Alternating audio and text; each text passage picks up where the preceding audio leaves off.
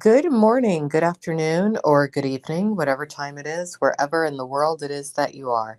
Welcome once more to another live stream of Alexandra Mayers Live.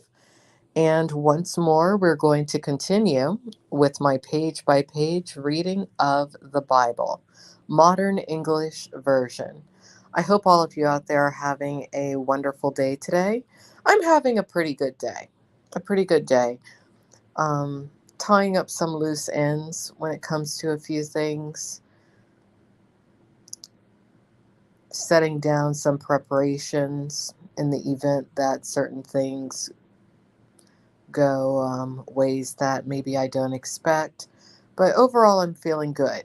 I'm feeling good. I'm feeling good because at least I have the time and the presence of mind to make the necessary preparations in the event that certain things don't go as planned. And really, in life, that's all you can ask for when I really think about it. The time to prepare. The time to prepare. That's what Noah had when when it was suggested to him by God to create that ark. When I really think about it, that's what Moses had when God approached him to free the people from Egypt. And my tasks probably are not nearly as monumental as those two men's, but at least I do have the time to prepare. I'm happy about that.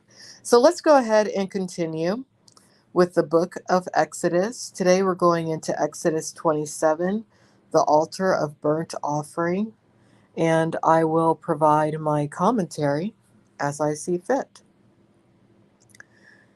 You shall make an altar of acacia wood, 5 cubits long and 5 cubits wide. The altar shall be square, and its height shall be 3 cubits. You shall make its horns on its 4 corners. Its horns shall be part of it, and you shall overlay it with bronze.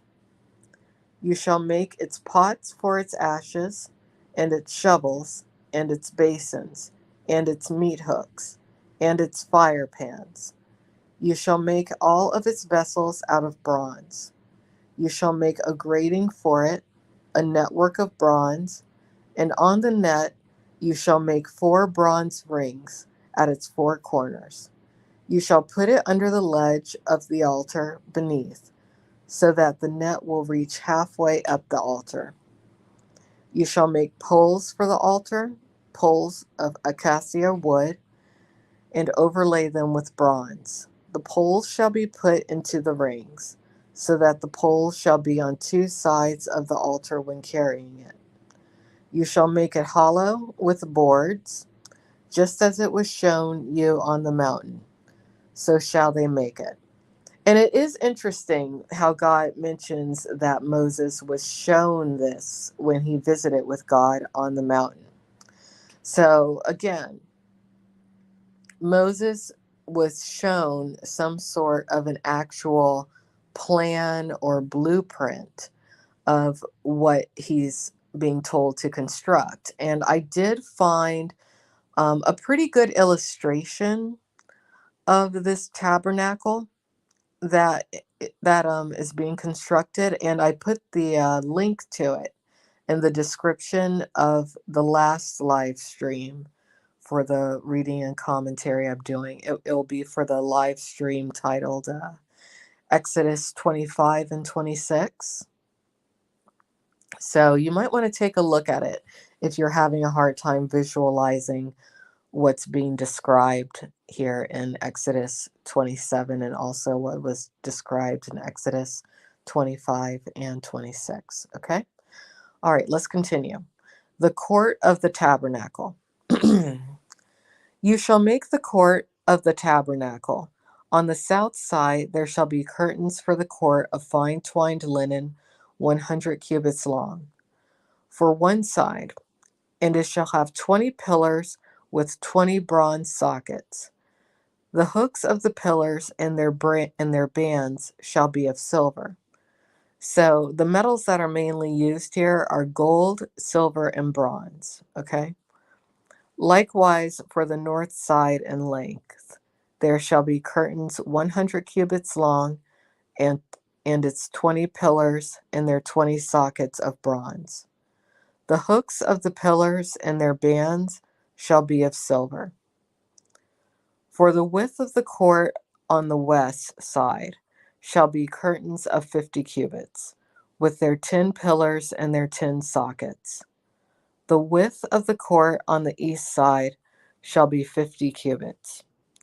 The curtains on one side of the gate shall be 15 cubits, with their 3 pillars and their 3 sockets. On the other side shall be curtains 15 cubits, with their 3 pillars and their 3 sockets. For the gate of the court there shall be a curtain of 20 cubits, of blue and purple and scarlet, and fine twined linen, the work of an embroiderer, with their 4 pillars and their 4 sockets. All the pillars around about the court shall be furnished with silver bands. Their hooks shall be of silver, and their sockets of bronze. The length of the court shall be 100 cubits, and the width 50 throughout, and the height 5 cubits of fine twisted linen, and their sockets of bronze. All the utensils of the tabernacle used in all its service, and all its tent pegs, and all the tent pegs of the court shall be of bronze. The oil for the lamp. You shall command the children of Israel that they bring you pure oil of olive pressed for the light, to cause the lamp to burn continually. In the tent of meeting outside the veil, which is before the testimony, Aaron and his sons shall arrange it from evening to morning before the Lord. It shall be a perpetual statute for the children of Israel for generations to come. So, again, take a look at the illustration of this tabernacle. It's very interesting. It's very interesting looking. Many of you will enjoy looking at that. So, tomorrow we will go into Exodus 28 and maybe even beyond, depending on how much time I have and everything. Probably just Exodus 28 tomorrow. Um, I'm going to go ahead and share with anyone out there who's listening right now what's going to go on after we hit most likely probably the book of Deuteronomy. Okay. The book of Deuteronomy will probably be the final book from the Bible that I do a reading and commentary on here on YouTube. Okay, but don't get upset, because what I'm probably going to do is create either I'll probably do like a Patreon or something for the rest of the Bible. The reason I'm going to do it this way is because of the following. Okay, those of you who follow my main YouTube account, not just this playlist, you know that over the past few days um I dealt with someone who, and I can't believe that they did this. They really should be ashamed of themselves. And it actually hurts me that they did this. But I guess it wasn't enough for them to impersonate me as just who I am, or, my ex adult entertainment industry persona. They went as far as to insult my belief in God and Jesus Christ and make a mockery of Christianity. That has bothered me extensively. At first, it didn't bother me so much, but the more I thought about it, the more I've slept on it, the more I've just thought to myself, you know what? This is too much for me emotionally to contend with.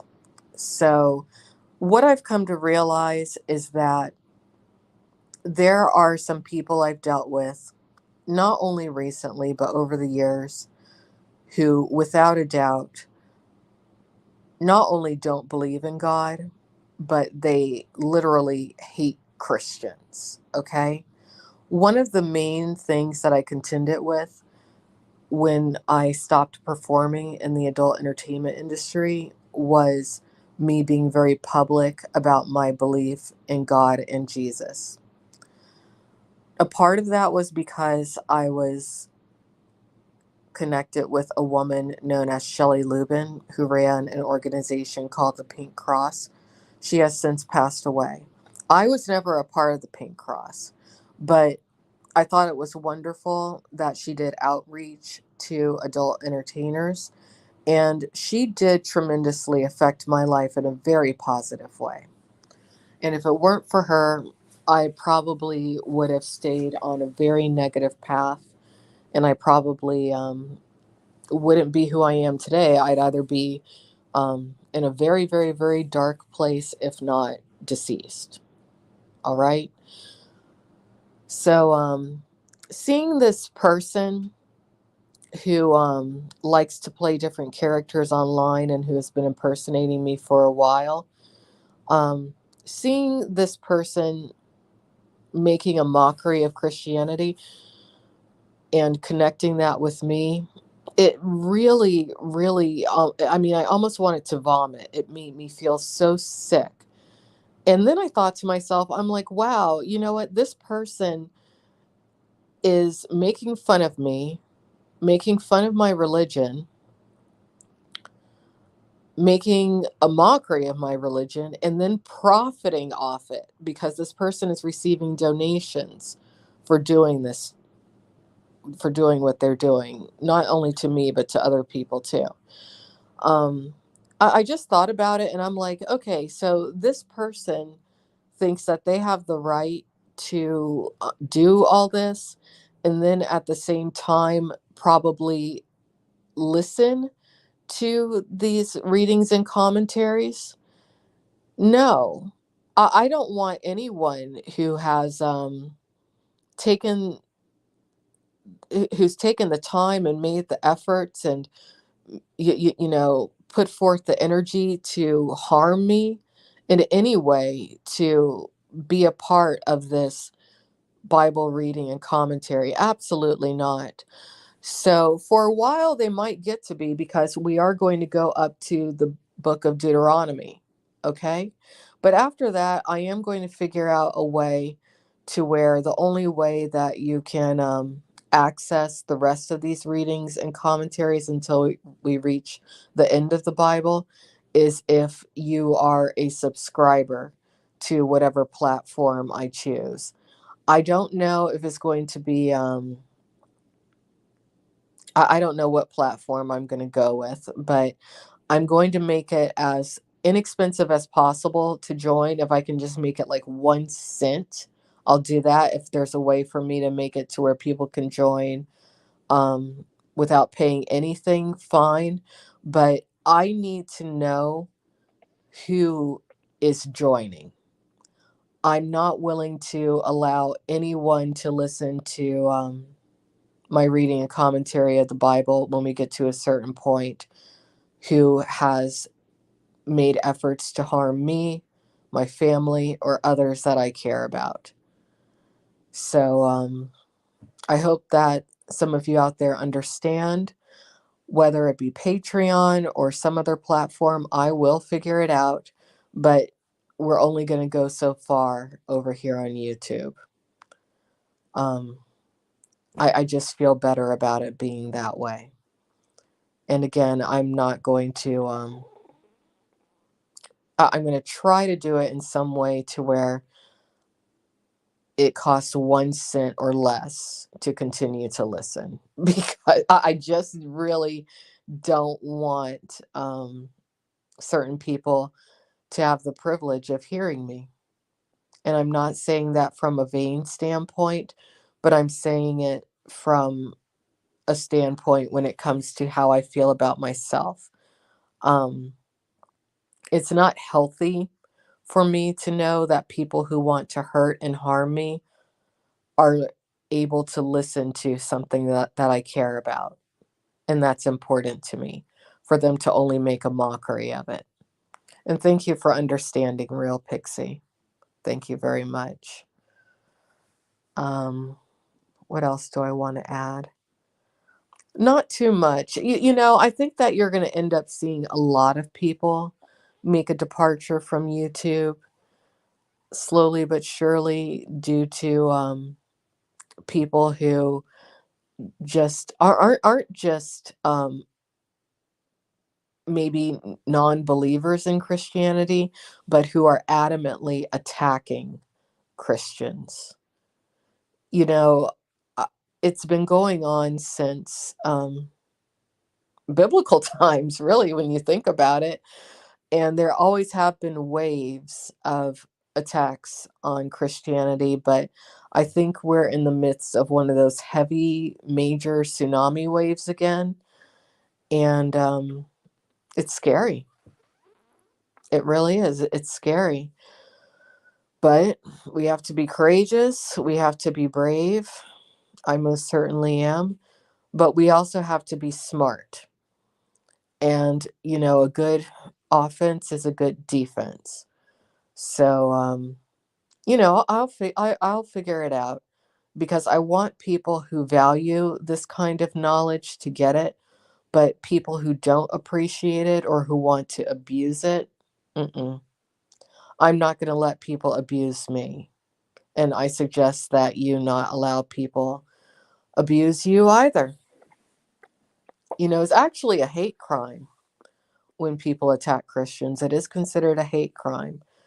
And the person who made a mockery of Christianity and who connected my legal name to it, it might take a while, but I am going to file charges against them, because it was a hate crime, what they created. It was very wrong.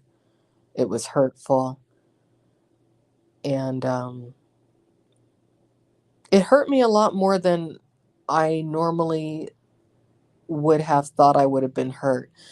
It could be because I cut alcohol and nicotine out of my life. Maybe, my sense of feeling is a little bit deeper than it was before.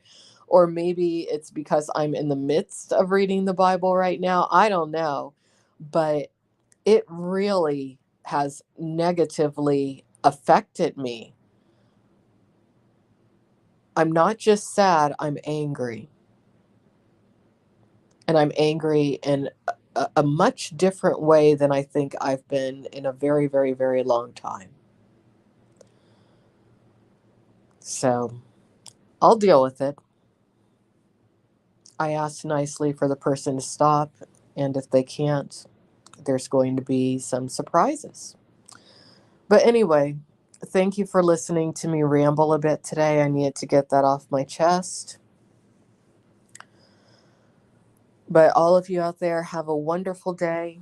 I will be back again tomorrow, and we will go into the next chapter of Exodus. Take care. Have a good one. Bye bye.